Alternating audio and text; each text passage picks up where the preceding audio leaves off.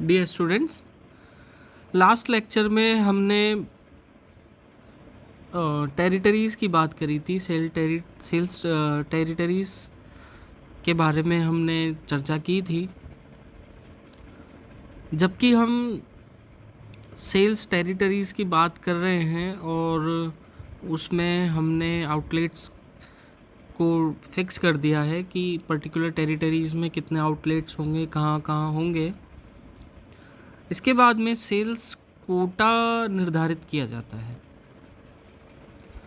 Sales Kota को आप इसलिए ऐसे समझिए कि सेल्स का कितना कितना हिस्सा कहाँ कहाँ पे डिस्ट्रीब्यूट होना चाहिए ताकि हमें हमारे डिज़ायर्ड जो प्रॉफिट्स हैं वो मिल सकें। ऐसा नहीं है कि कंपनी एक साथ ही सारी सेल कर देती है, होलसेलर को, फिर होलसेलर रिटेलर को, तो कंपनी के लिए वो सेल्स हो जाती है।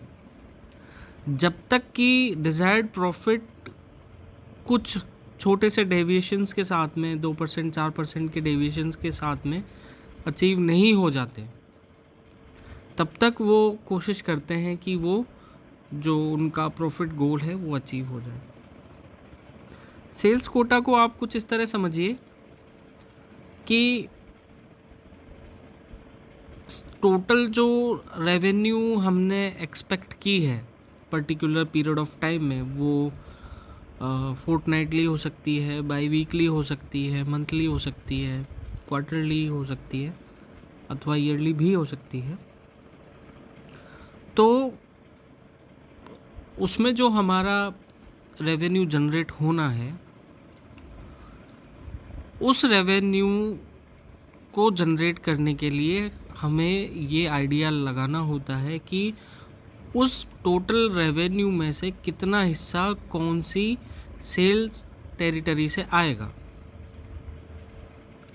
अगर कॉमन सेंस से हम देखें तो जहाँ पर पॉपुलेशन ज़्यादा है, जहाँ पर हमारा कस्टमर बेस ज़्यादा है, वहाँ से हम एक्सपेक्ट कर सकते हैं कि हमारा जो सेल्स रेवेन्यू है वो वहाँ से थोड़ा ज़्यादा जनरेट होगा।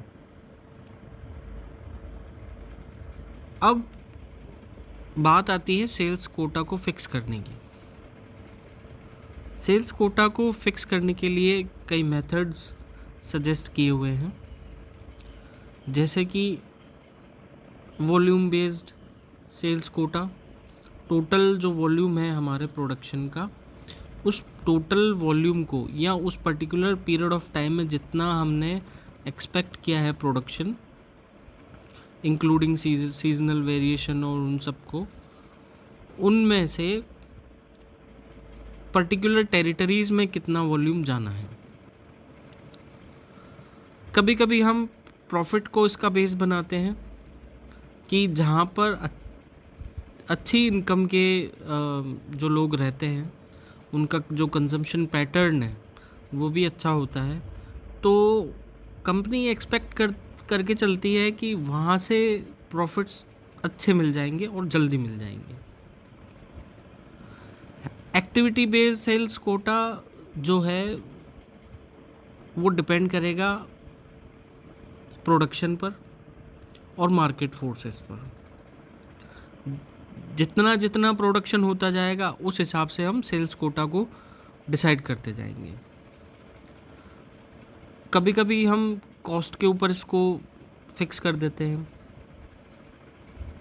कॉस्ट के हिसाब से। उसके बाद हम क्या करते हैं कि जो भी हमारी सेल्स टेरिटरी है उनको उस कोटा के अकॉर्डिंग अरेंज कर देते हैं। डिसेंडिंग कर सकते हैं, असेंडिंग कर सकते हैं।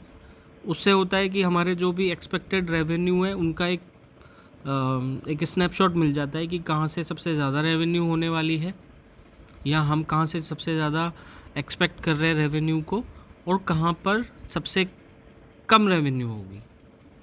उसी अकॉर्डिंग हम अपनी सेल्स टेरिटरीज़ को डिवाइड कर लेते हैं। उसके बाद एक एक्शन प्लान होता है कि हमने जो सेल्स कोटा है वो डिवाइड तो कर दिया है, अब उसको एग्जीक्यूट कैसे करा जाएगा। तो वो बिना मार्केटिंग टीम के वो पॉसिबल नहीं होता है, क्योंकि मार्केटिंग टीम ग्राउंड लेवल पर वर्क करती है, उनको पता रहता है कि कंजम्पशन पैटर्न क्या है, जो कंज्यूमर बिहेवियर है पर्टिकुलर सेल टेरिटरी का वो क्या है। तो उनके साथ में हम परफॉर्मेंस को बिल्कुल रियल टाइम मॉनिटर करते रहते हैं, डेली बेसिस पर या फिर 2 डे बेसिस पर, 3 डे बेसिस पर, मैक्सिमम वीकली बेसिस पर, कि पर्टिकुलर वीक में पर्टिकुलर टेरिटरी में कितनी सेल्स हुई है। तो फिर हम अपना जो भी डेविएशन है वो बहुत इजीली कैलकुलेट कर सकते हैं कि इस पर्टिकुलर टेरिटरी में हमने इतना डिसाइड किया था और अब तक इतना अचीव हो चुका है। तो हमें बाद में ये पता चल जाएगा कि हमारे जो भी एक्सपेक्टेड रेवेन्यू थी, उस एक्सपेक्टेड रेवेन्यू में से एक्चुअल रेवेन्यू अभी कितनी अचीव हुई है। अगर डेविएशन ज़्यादा है तो हम अपने एफर्ट्स को इंक्रीज़ करना चाहेंगे, ताकि हमारे जो एक्सपेक्टेड रेवेन्यू है उसका लेवल हमें चेंज ना करना पड़े।